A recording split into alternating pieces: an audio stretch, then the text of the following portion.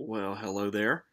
My name is Nathan Finn, and for those of you who don't know me, I teach historical theology here at Southeastern Baptist Theological Seminary. And I'm excited that my friend, Professor Quinn, has invited me to record this short video and talk to you guys about the life and thought of Carl F.H. Henry. So I'm going to pull my notes up here, and we'll see how this goes. This is only the second time I've ever done anything like this.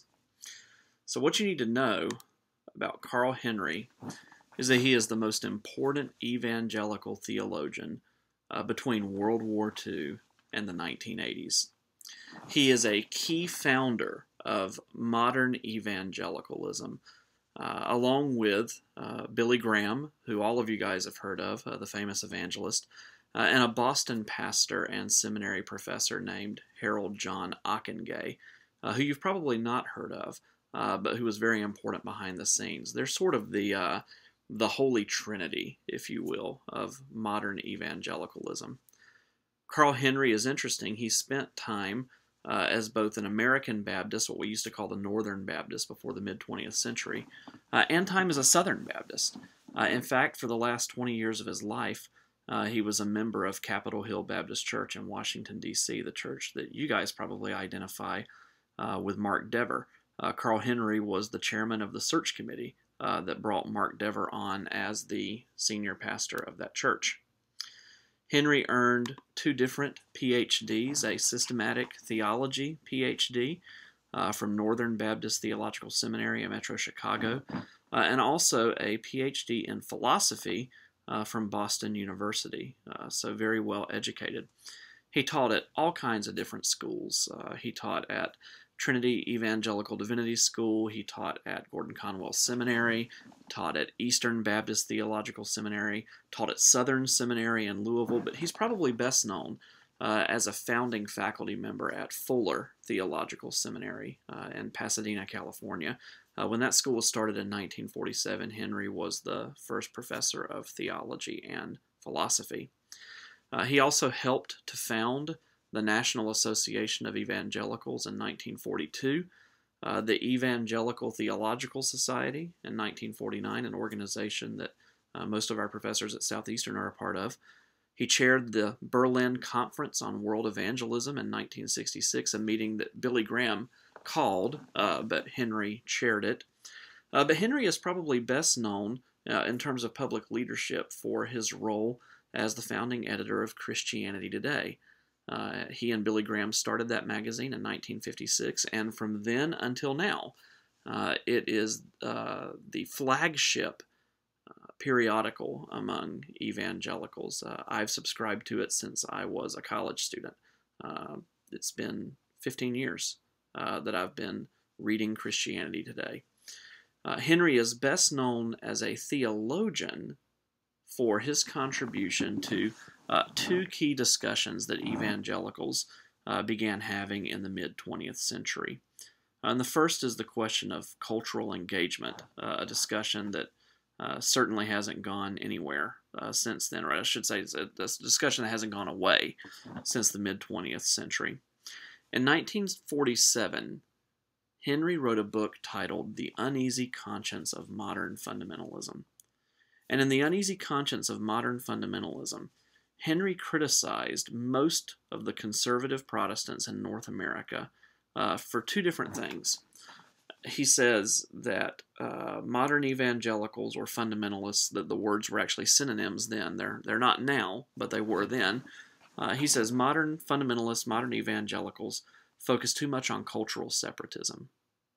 They're detached from the culture out of a godly sense, a godly instinct to pursue personal holiness, but they've disengaged too much, that they're not being salt and light. His second complaint is that evangelicals, fundamentalists, almost exclusively focused upon personal evangelism.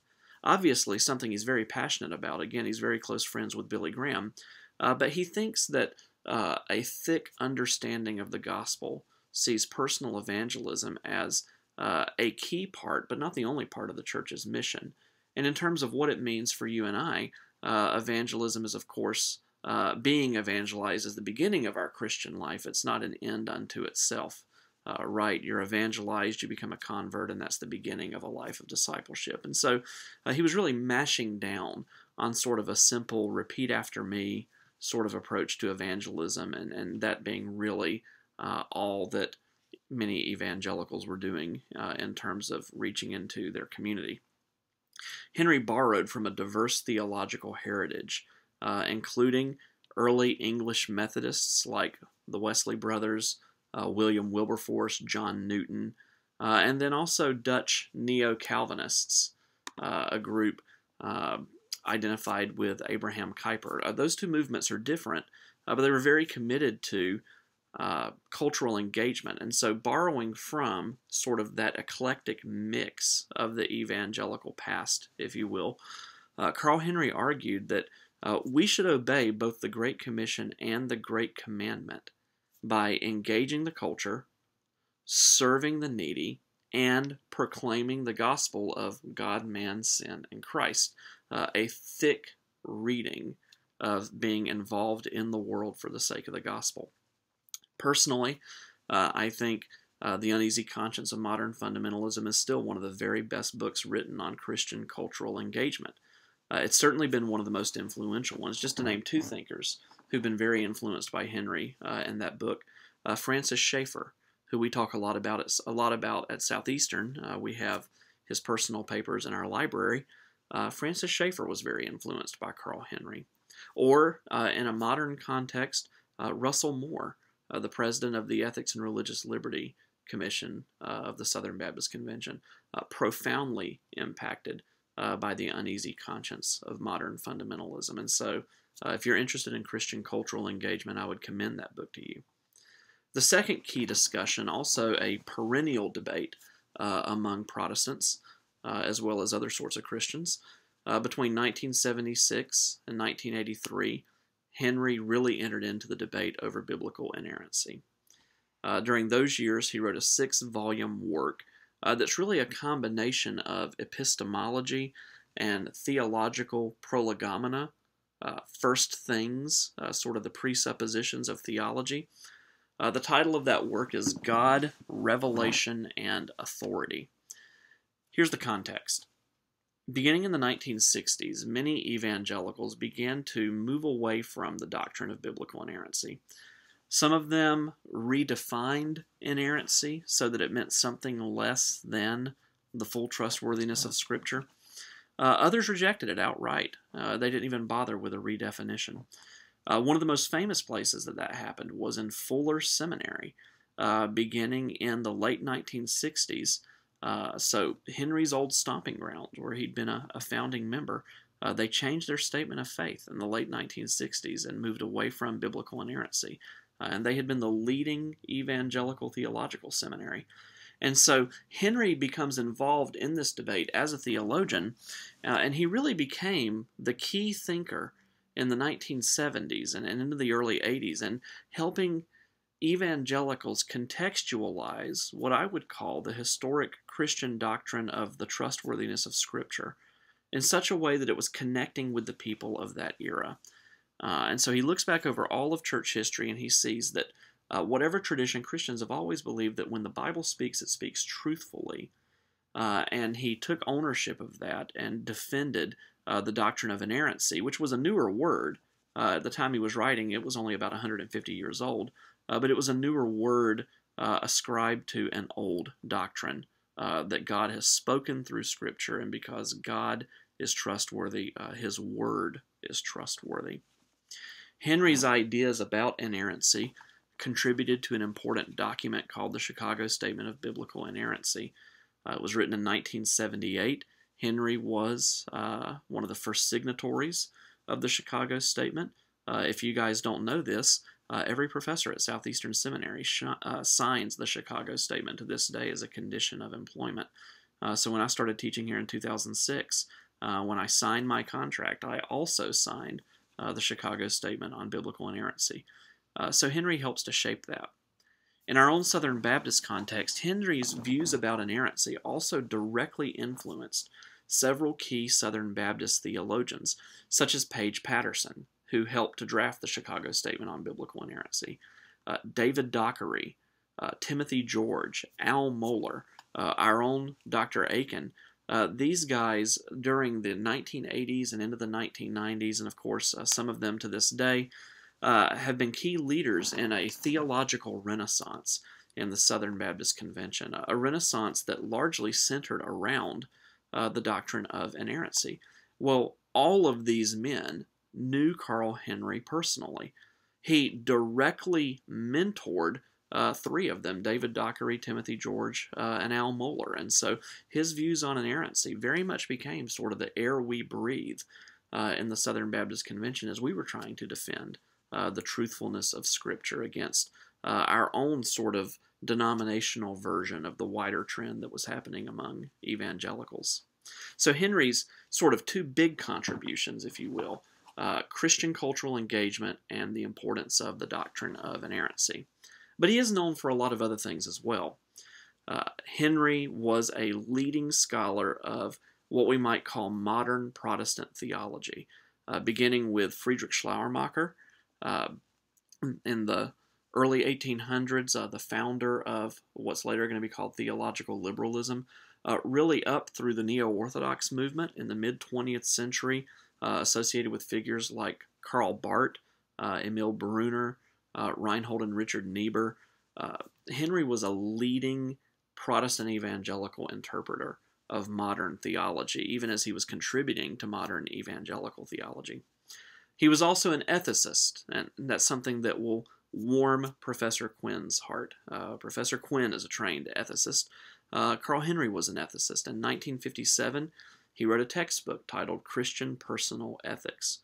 In my own experience, Christian Personal Ethics was the first ethics textbooks I ever read.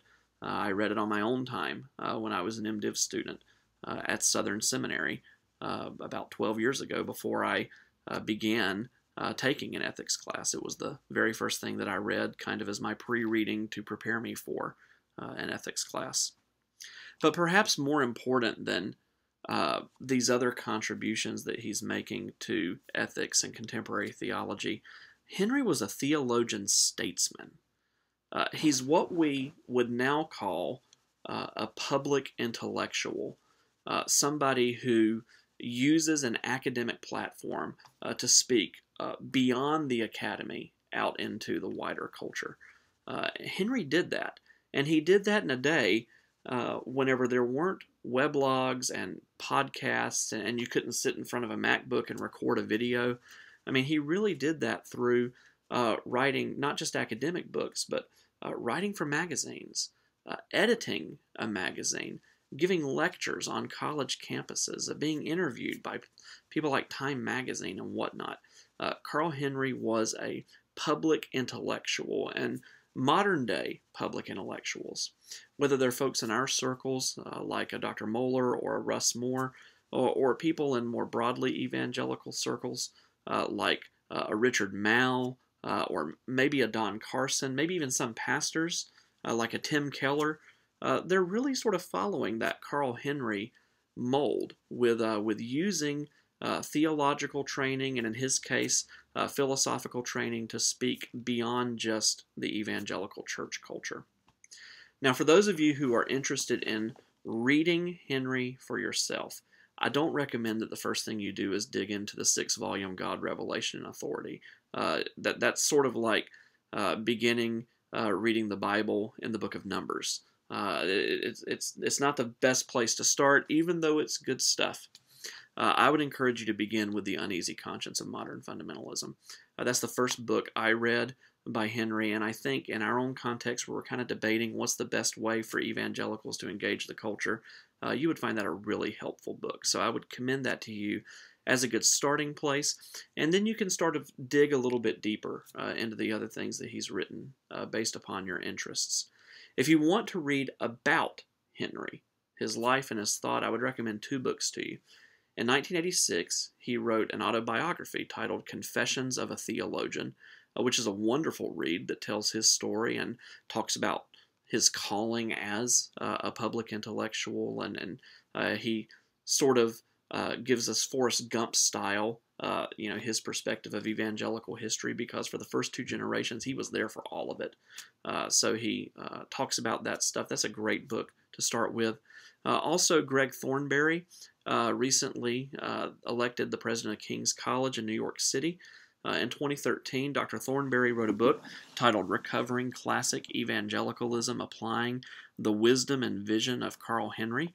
That's a great book for introducing you to some of the key things that Henry was promoting in his lifetime, some of the key themes that he cared about.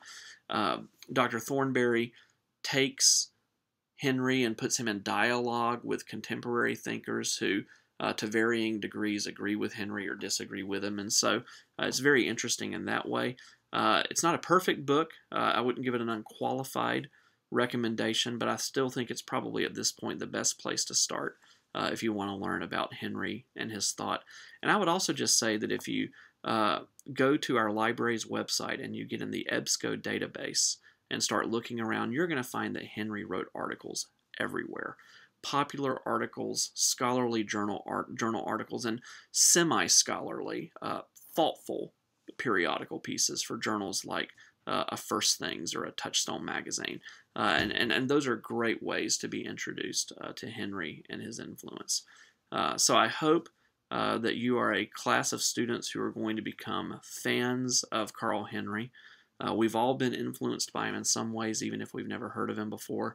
And it's one of my prayers that God would raise up among Southern Baptists and in wider evangelical life an entire generation of scholars who embody the best of Carl Henry and the tradition that he launched. So best wishes as you continue learning about Henry, and I'm praying for you as you try to endure Professor Quinn this semester. Thanks for letting me talk to you guys.